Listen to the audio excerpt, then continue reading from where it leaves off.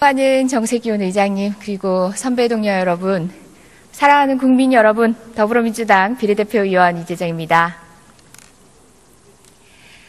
지난 국정감사 과정에서 안종범 수석에게 질의를 했었습니다.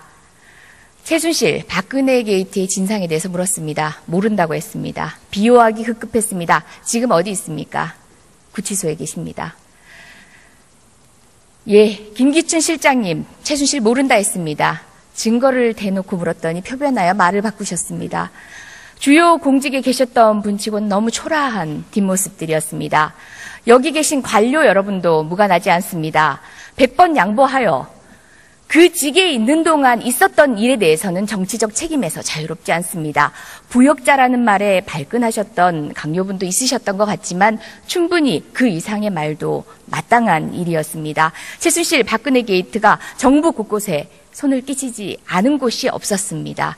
그로부터 자유로운 강요분은 한 분도 계시지 않습니다. 박근혜 대통령이 탄핵되었을 때 모두 탄핵되어 정당성을 잃은 강요입니다. 그럼에도 불구하고 국회가 정부적 관점에서 지금 그 직에 계시도록 한 것입니다. 국회와의 협조가 아니라 국민의 권능에 기대어야지만 그 일을 하실 수 있는 자리입니다. 예, 오늘 그런 점을 드러내고 그런 부분에 있어서 국회의 역할, 국민의 목소리가 얼마나 강요의 각 직무 집행에 필수적인지를 약속받는 자리가 될 것 같습니다.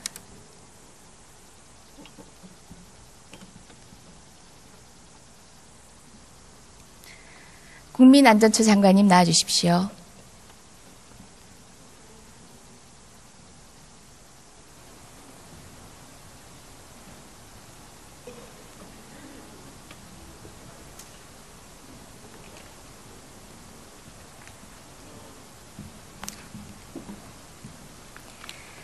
예, 지난번 질의 때 저는 준비한 내용을 다 질의하지 못했습니다. 사실 제가 묻고 싶었던 건 세월호 참사였습니다. 박근혜 최순실 게이트의 상징적인 것들이 모두 드러난 사건이었습니다. 세월호 참사, 오늘은 그 가운데서 의인에 대한 얘기를 하려고 합니다. 143명의 의인들이 있었습니다. 내 뱃속에 자식인 양 그 아이들을 조심스레 다칠세라 건져 올리신 잠수사 여러분들에 대한 얘기입니다. 표를 봐주시기 바랍니다. 자, 좌측과 우측, 종사기간 68일 72일, 잠수 39회 48회, 그리고 각 79일 입원 골괴사 자만병으로 9일 입원 있습니다. 자, 보상금 어떤 분이 받으셨을까요? 지금 현재 55명을 심사해서 27명을 갖다 결정을 했습니다. 예, 아까 보여드린 표에서는 어떤가요? 제가 퀴즈 내는 것 같이 느껴질까 봐 말씀드리겠습니다. 대동소이한 경력에도 불구하고 그 증상도 비슷합니다. 게다가 자만병으로 79일 입원했고 9일 입원한 게 차이라고 하면 차이처럼 보일지 몰라도 그건 자만병의 본래적 속성을 모르기 때문입니다. 언제나 잠재되어 있고 향후 잠수를 계속할 경우에는 더한 질병으로, 더한 2차적 고통으로 이어질 수 있는 자만병의 특수성을 생각한다면 그것은 차이가 아닙니다. 그런데 앞에 분은 7급으로 보상 선정 기준에 부합한다고 판단이셨고요. 뒤에 분은 인정이 안 됐습니다. 자, 장관님, 보상금 선정위원회가 총 몇 회 있었는지 알고 계십니까? 3번 정도 한 걸로 알고 있습니다. 예, 소회의 3번, 전체회의 1번, 그리고 시간 총 합쳐봐야 6시간밖에 안 됩니다. 55명이, 그것도 143명 중에서도 55명이 보상 신청했지만 절반도 안 되는 27명만 보상받았고 사망자 각 2억을 빼고 나면 나머지 분들은 1인당 1,000만 원밖에 되지 않습니다. 심지어 가장 중요한 문제 있습니다. 보상금 받으면 치료가 안 됩니다. 고통은 있는데 치료가 안 됩니다. 자, 이 보상체계 정당하다고 생각하십니까? 제가 여기서 정당하다 안 하다 말씀을 드리는 건 어렵고 왜 말씀을 그렇게 드리냐면 법은 국회에서 정한 겁니다. 근데 지금 수상구조법에 보면은 보상금을 받으면은 치료비를 받을 수가 없게 되어 있습니다. 그래서 제가 알기로는 의원님께서 발의하신 것 같은데 지혜를 모아보겠습니다. 예, 법률의 미비로 인하여 부당한 결과가 초래되는 것 같다. 저러한 보상 기준과 결과는 정당하지 못한 것 같다. 그런 말씀이신 거죠? 제가 정당하다 못하다 그런 말씀 드린 게 아니고 현재 법에 그렇게 돼 있다는 얘기를 말씀드린 겁니다. 시체 한구 건지면 500만 원 받는다는 유언비어 퍼뜨려서 또 다른 상처를 안긴 국가입니다. 이러한 보상이 제대로 이루어지지 않는다면 앞으로 국가 위기 상황에서 어떤 민간인들이 손발벗고 나서겠습니까? 관련한 조처를 위해서 국회도 최선을 다하겠습니다. 장관님도 살펴봐 주시기 바랍니다. 잘 알겠습니다. 들어가십시오. 총리님 나와 주시겠습니까?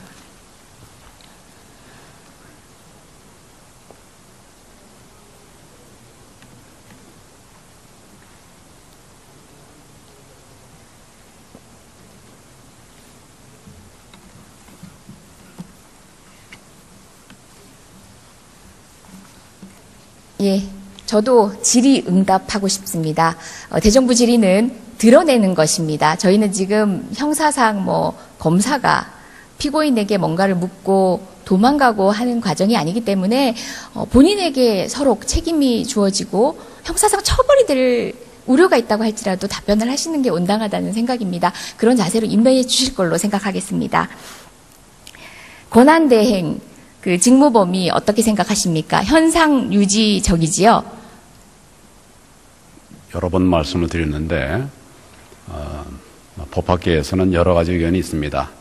현상 권한대행은 대통령의 현상 정책을 현상 유지해야 된다라고 하는 의견도 있고, 현상 유지하되 예외적으로 포괄적인 허용이 되어야 되는 부분도 있다, 이런 의견도 있고, 또 포괄적으로 전면적으로 헌법에 아무런 제한이 없으니까 다 행사할 수 있다, 이런 의견들이 있습니다. 그렇지만 저는 그런 어떤 의견이 중요한 것이 아니라 지금 우리 국민들에게 필요한 부분, 국정 안정을 위해서 무엇이 필요한가, 이런 관점에서 판단을 해야 될 것이고, 그렇게 하다 보면 이제 국회와 또 이렇게 의견이 다를 수 있는 부분이 있다면 그런 부분은 또 협의해가면서 그렇게 할 수 있겠다, 이런 기준을 갖고 있습니다. 때에 따라 판단하시겠다라는 얘기로 들리는데 법학을 공부하신 분 아닙니까? 법조인이시고 저도 법조인이니까 어떻게 보면은 다소 국민들께는 어려운 말일지라도 얘기를 해보겠습니다. 현상 유지와 관련해서는 거리시와 사고시를 달리 봅니다. 우리가 법학 서적을 보다 보면요, 이견이 있다라고 해서 다 똑같이 보지 않지 않습니까? 다수설, 소수설, 유력설, 통설 이렇게 나누어 보지요. 그건 알고 계시지요? 네, 그렇습니다. 그 가운데서 거리와 관련해서는 60일이라는 기간 한정이 있다라는 걸 전제로 해서 다른 이견도 존재하기도 합니다. 그런데 다수설은 현상 유지해야 된다라는 견해입니다. 본건과 같은, 그러니까 박근혜 대통령이 탄핵 소추로 직무가 정지된 같은 경우는 사고라고 봅니다. 대통령이 형식상 존재하기 때문에 그 권한은 현상 유지일 수밖에 없다는 것이 대부분의 견해입니다. 심지어 다수설, 유력설도 아니고 대부분의 견해입니다. 이견이 없습니다. 사실상 유의미한 소수견해가 없다는 얘기입니다. 학자들의 연구의 결과는 존중하시지 않습니까? 그 권위를 달리 이해하고 계시진 않으시죠? 여러 의견들이 있습니다. 지금 의원님 말씀하신 그런 보다는 더 좀 넓은 의미의 여러 의견들이 나오고 있는 여러 것으로. 의견이라니요? 제게 설명 좀 해보시겠습니까? 저는 법학서적 몇 개를 확인하고 왔습니다. 방금 말씀드린 것처럼 그 세 가지 의견이 있는데, 권리와 사고에 따라서 구분하는 의견도 있고, 또 그것 같이 포함해서 같이 포괄적으로 인정해줘야 된다고 하는 이런 의견도 있습니다. 자, 기본적으로는 정당성이 없는 국무총리입니다. 그지요? 국민적 정당성. 누가 말씀입니까? 어떤 총리든 대행 총리는요. 정당성이 없다고요? 예, 헌법 공부하시지 않습니까? 정당성이라는 게 정치공학적으로 그리고 헌법학적으로 어떤 의미신지는 알지 않습니까? 민주적 정당성, 국민적 정당성 이렇게 묻겠습니다. 국무총리가 선출직 권력은 아니지 않습니까? 그리고 선출의 그 권한은 이미 탄핵되었습니다. 선출직이 아니기 때문에 정당성이 없는 건 아닙니다. 그냥 일반 공무원하고는 다르지 않습니까?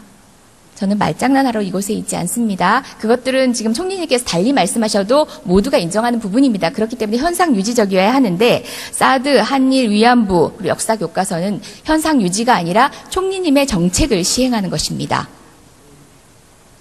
어떻게 생각하십니까? 현상 유지적인 관점에서 보더라도 지금까지 진행해 오던 부분입니다. 진행해 오던 부분이 계속 진행되는 것은 그 범주 안에 있는 것입니다. 촛불 여론이 대통령 탄핵과 더불어서 사드, 한일 위안부 합의 역사 교과서를 반대했습니다. 촛불 여론이 대통령 탄핵의 결과를 가져왔습니다. 그렇다면 이 부분에 대해서도 반대한 여론이 이 정도입니다. 그러면은 현상 유지라고 하면은 그냥 여기서 중단하라는 얘기입니다. 어떻습니까? 의원님 말씀 잘 알겠습니다. 중단하실 겁니까? 제가 아까 말씀드렸습니다. 그런 부분들은 국가 안보를 위한 것이거나 또는 그 올바른 교육을 위한 것이거나 많은 논의를 거쳐서 판단하지 마십시오. 잘 하실 필요 없습니다. 얘기를 하겠습니다. 가만히 찬반에 계시는 관한 것이 얘기를 현상 유지라는 말에 적합한 다 직무 감안해서 집행이십니다. 결정을 했던 정책이고 감안해서 판단할 만큼의 권능이 없으십니다. 총리님. 그 부분을 오늘 확약받고 싶습니다. 약속해 주십시오.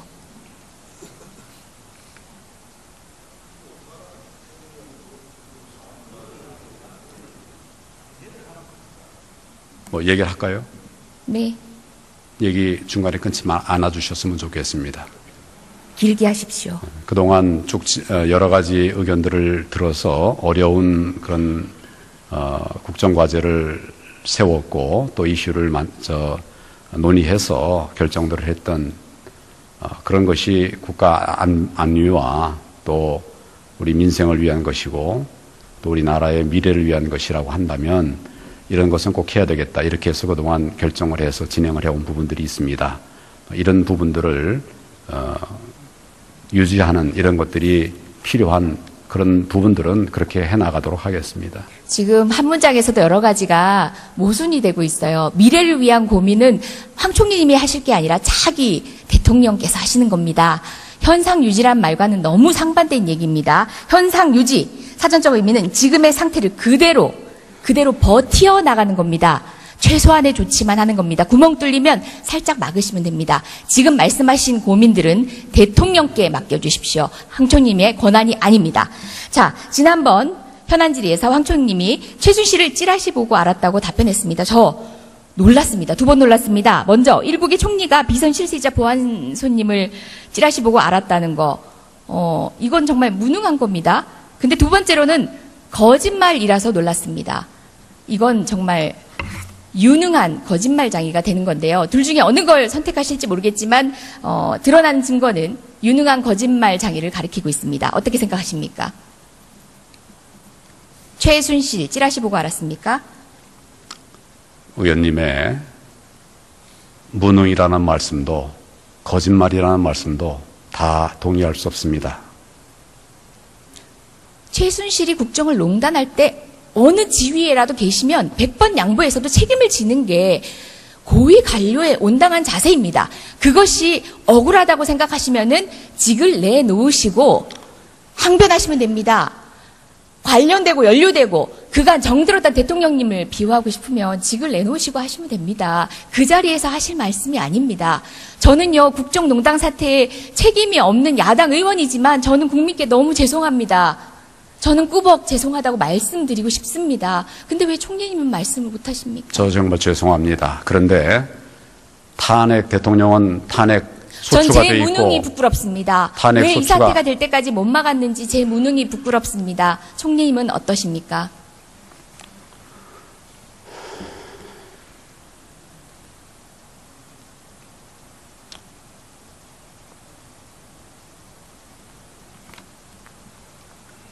대통령은 탄핵 소추가 돼서 직무가 정지돼 있으면 헌법에 따라서 그 직무를 대행할 사람들이 있지 않습니까?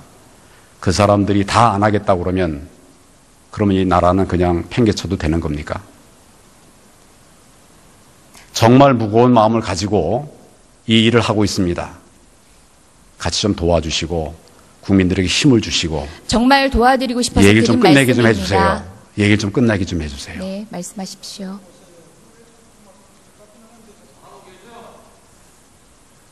그렇게 좀 도와주셨으면 좋겠습니다. 탄핵 이후 2주가 지나도 60만 촛불이 거리에 나왔습니다. 당시 이번에 들고 나온 구호는 황교안 탄핵이었습니다. 그럼에도 불구하고 국회는 총리님을 유임하고 있습니다. 마지막 기회를 드리는 게 어떻게 보면 이 대정부 질문, 저와의 답변이실지도 모릅니다. 반성하셔야지요. 무거운 책임감을 느끼셔야지요. 국회가 명령을 하면 그대로 따르겠다라는 정도라도 약속은 주셨어야지요. 자, 최순실과 관련된 얘기 잠깐 보겠습니다. 황교안 총리의 블로그 글입니다. 2007년 당시에 경선 후보들 간의 검증 공방이 한창일 때 박근혜 대통령 편을 드셨더라고요. 독실한 크리스찬으로 알려져 있지만 경선 경쟁은 몹시 초한 모습을 보이고 있다. 당시 경선 경쟁에서 가장 논란이 됐던 부분은 최순실, 최태민 일가의 연관관계였습니다. 알고 계셨네요. 개인 블로그에 글까지 올리셨네요. 다음입니다. 2013년 정윤회 문건 파동 사건도 의원님, 직책은 지금 그게 법무부 뭘 얘기한 건지 좀 장관이었습니다. 봅시다. 자, 그다음 법사위 속기록 보시겠습니다. 아직 질의도 안 했습니다. 잠깐 기다리십시오. 여당 의원들이 강력한 수사를 촉구합니다. 무엇에 대해서? 정윤회 문건 파동에 대해서. 그리고 심지어 정유라의 승마협회 사건에 대해서도 질의도 있었습니다. 그런데 그런 사건 파악도 안 하시고 찌라시로 봤다고요? 거짓말이지 않습니까? 마지막 증거 보여드리겠습니다. 2014년 10월 8일 검찰의 공소장입니다. 상케이 신문기자 칼럼에 대한 명예훼손 건입니다. 관련해서도 정 씨를 언급하는 것들이 여러 번 나옵니다. 자, 이 정도 되면은 3번의 공적인 인지 과정이 있었어야 온당합니다. 근데 찌라시 보고 알았다고 합니다. 저도 부끄럽습니다. 일국의 총리가 어떻게 찌라시 보고 국가를 농단한 사건의 주역을 찌라시 보고 알 수 있습니까, 총리님? 여전히 무능한 바보를 선택하시겠습니까?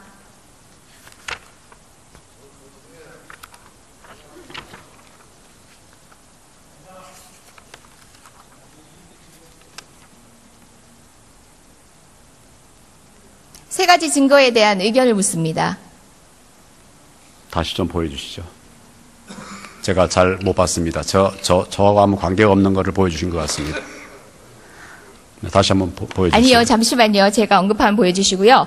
자, 총리님의 블로그 글입니다. 본인이 쓰셨습니다. 모르겠다 하시면은 제가 공적으로 다시 한번 언론을 통해서 환기하겠습니다. 네, 보여주세요. 지금 법정 아닙니다. 저는 반드시 블로그를 제시할 안 쓰고 필요 있습니다. 없습니다. 저는 블로그를 안 쓰고 공소장 있습니다. 모르신다면은 법무부 장관 일 소홀히 하신 겁니다.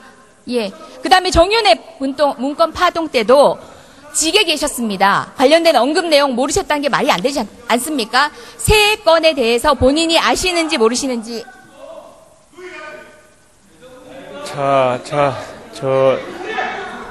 조용히 하시고요. 자, 의원들 거의 다 끝났으니까 조용히 하시고, 우리 이재정 의원도 우리 총리께 진지하게 질문해 주시고, 총리께서도 좀 잘 답변해 주셨으면 좋겠습니다.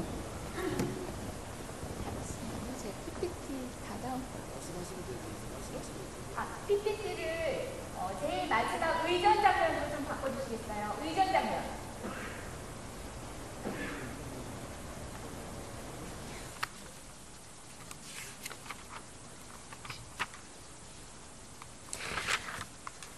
대통령 코스프레 하냐는 말에 발끈하셨지요.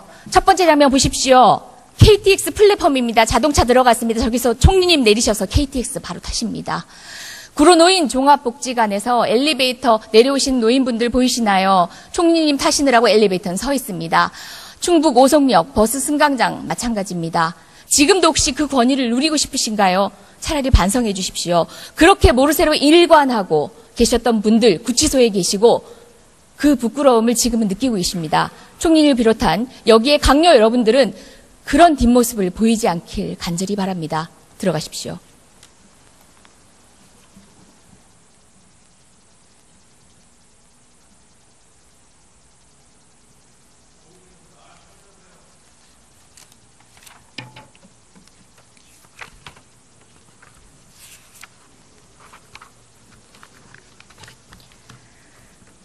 민주적 정당성이 없는 국무총리와 관료를 용인할지 아닐지는 국민의 결정입니다. 국민께 맡기겠습니다. 여쭙겠습니다. 오늘 보신 모습으로 판단해 주십시오. 지혜를 모아보겠습니다. 예, 법률의 미비로 인하여 부당한 결과가 초래되는 것 같다. 저러한 보상 기준과 결과는 정당하지 못한 것 같다. 그런 말씀이신 거죠? 제가 정당하다 못하다 그런 말씀 드린 게 아니고 현재 법에 그렇게 돼 있다는 얘기를 말씀드린 겁니다. 시체 한 구 건지면 500만 원 받는다는 유언비어 퍼뜨려서 또 다른 상처를 안긴 국가입니다. 이러한 보상이 제대로 이루어지지 않는다면 앞으로 국가 위기 상황에서 어떤 민간인들이 손발벗고 나서겠습니까? 관련한 조처를 위해서 국회도 최선을 다하겠습니다. 장관님도 살펴봐 주시기 바랍니다. 잘 알겠습니다. 들어가십시오. 총리님 나와 주시겠습니까?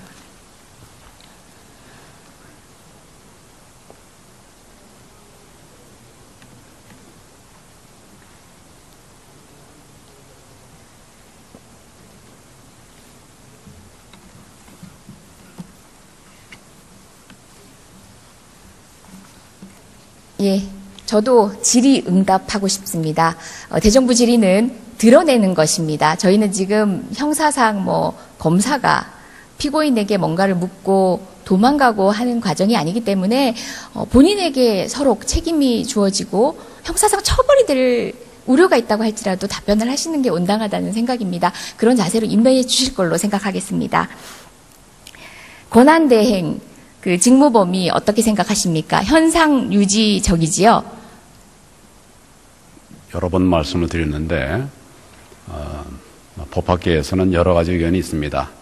현상 권한대행은 대통령의 현상 정책을 현상 유지해야 된다라고 하는 의견도 있고, 현상 유지하되 예외적으로 포괄적인 허용이 되어야 되는 부분도 있다, 이런 의견도 있고, 또 포괄적으로 전면적으로 헌법에 아무런 제한이 없으니까 다 행사할 수 있다, 이런 의견들이 있습니다. 그렇지만 저는 그런 어떤 의견이 중요한 것이 아니라 지금 우리 국민들에게 필요한 부분, 국정 안정을 위해서 무엇이 필요한가, 이런 관점에서 판단을 해야 될 것이고, 그렇게 하다 보면 이제 국회와 또 이렇게 의견이 다를 수 있는 부분이 있다면 그런 부분은 또 협의해가면서 그렇게 할 수 있겠다, 이런 기준을 갖고 있습니다.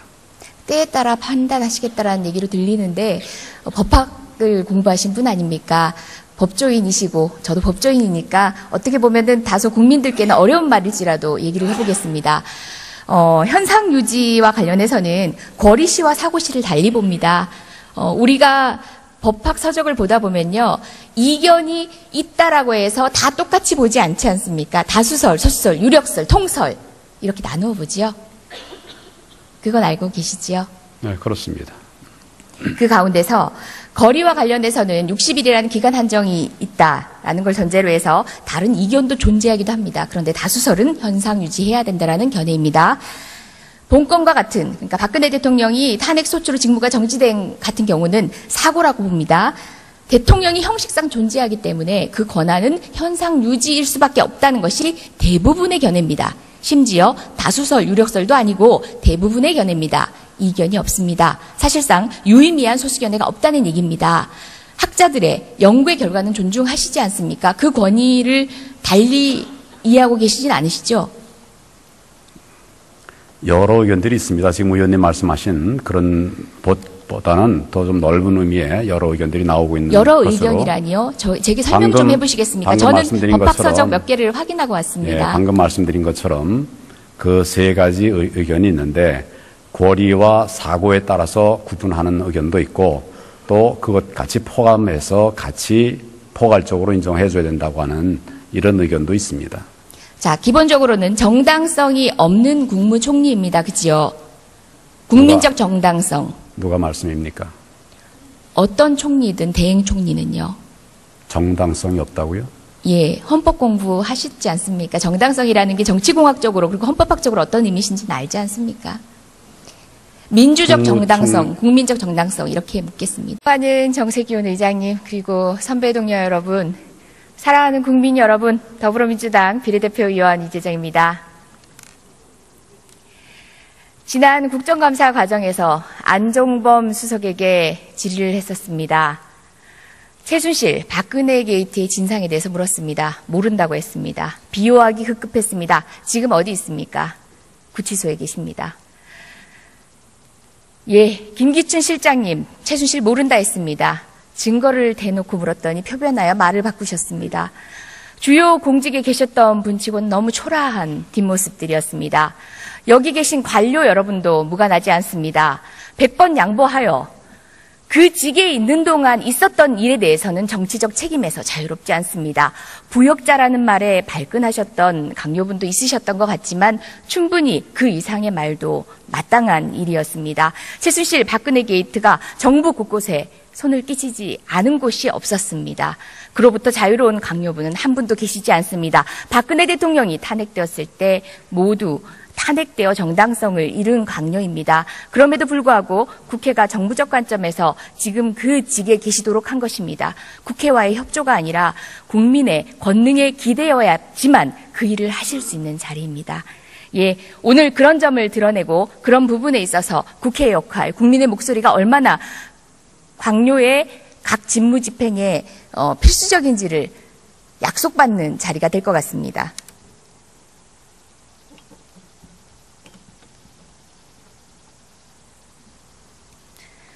국민안전처 장관님 나와주십시오.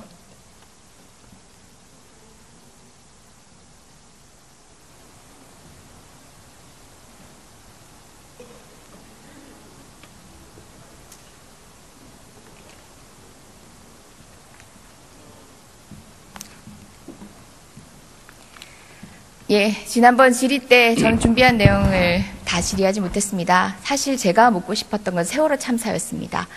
박근혜 최순실 게이트의 상징적인 것들이 모두 드러난 사건. 국무총리가 선출직 권력은 아니지 않습니까? 그리고 선출의 그 권한은 이미 탄핵되었습니다. 선출직이 아니기 때문에 정당성이 없는 건 아닙니다. 그냥 일반 공무원하고는 다르지 않습니까? 저는 말장난하러 이곳에 있지 않습니다. 그것들은 지금 총리님께서 달리 말씀하셔도 모두가 인정하는 부분입니다. 그렇기 때문에 현상 유지적이어야 하는데 사드, 한일 위안부, 그리고 역사 교과서는 현상 유지가 아니라 총리님의 정책을 시행하는 것입니다. 어떻게 생각하십니까? 현상 유지적인 관점에서 보더라도 지금까지 진행해 오던 부분입니다. 진행해 오던 부분이 계속 진행되는 것은 그 범주 안에 있는 것입니다. 촛불 여론이 대통령 탄핵과 더불어서 사드, 한일 위안부 합의, 역사 교과서를 반대했습니다. 촛불 여론이 대통령 탄핵의 결과를 가져왔습니다. 그렇다면 이 부분에 대해서도 반대한 여론이 이 정도입니다. 그러면은 현상 유지라고 하면은 그냥 여기서 중단하라는 얘기입니다. 어떻습니까? 의원님 말씀 잘 알겠습니다. 중단하실 겁니까? 제가 아까 말씀드렸습니다. 그런 부분들은 국가 안보를 위한 것이거나 또는 올바른 교육을 위한 것이거나 많은 논의를 거쳐서 판단하지 마십시오. 잘 하실 필요 없습니다. 얘기를 하겠습니다. 가만히 찬반에 계시는 관한 것이 얘기를 현상 유지라는 말에 적합한 다 직무 감안해서 집행이십니다. 결정을 했던 정책이고 감안해서 판단할 만큼의 권능이 없으십니다. 총리님. 그 부분을 오늘 확약받고 싶습니다. 약속해 주십시오.